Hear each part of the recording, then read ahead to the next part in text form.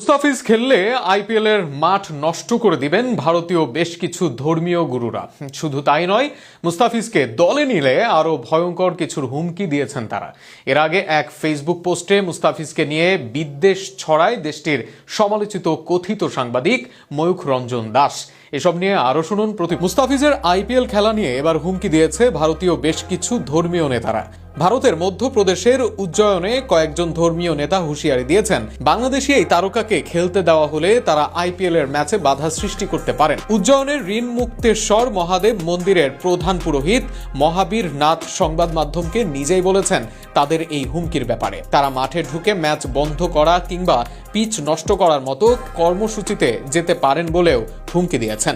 ভারতীয় বার্তা সংস্থা IANS এর প্রতিবেদনে বলা হয়েছে, উজ্জয়ন ছাড়াও ভারতের বিভিন্ন স্থানের কিছু ধর্মীয় সংগঠন একই ধরনের অবস্থান নিয়েছে। তারা আইপিএল ম্যাচে মুস্তাফিজুর রহমানের অংশগ্রহণের বিরোধিতা করে বয়কটের ডাক দিচ্ছে। গত 16 ডিসেম্বর আবুধাবিতে অনুষ্ঠিত নিলামে কলকাতা নাইট রাইডার্স মুস্তাফিজকে 9,20,00,000 রুপিতে দলে নেয়। এরপর থেকে সামাজিক যোগাযোগ মাধ্যমে একটি অংশ কলকাতা নাইট রাইডার্সের এই সিদ্ধান্তের সমালোচনা করে আসছে। ভারতের কিছু মহলের ক্ষোভের সূত্রপাত বাংলাদেশে চলতি মাসে ঘটে যাওয়া দুটি ঘটনার।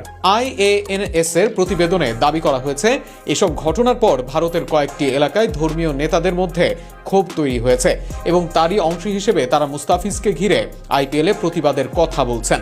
ফলে আইপিএলে কোনো ধরনের অপ্রীতিকর পরিস্থিতি এড়াতে ভারতীয় ক্রিকেট বোর্ড BCCI-কে সতর্ক থাকতে হতে পারে বলে ধারণা করা হচ্ছে।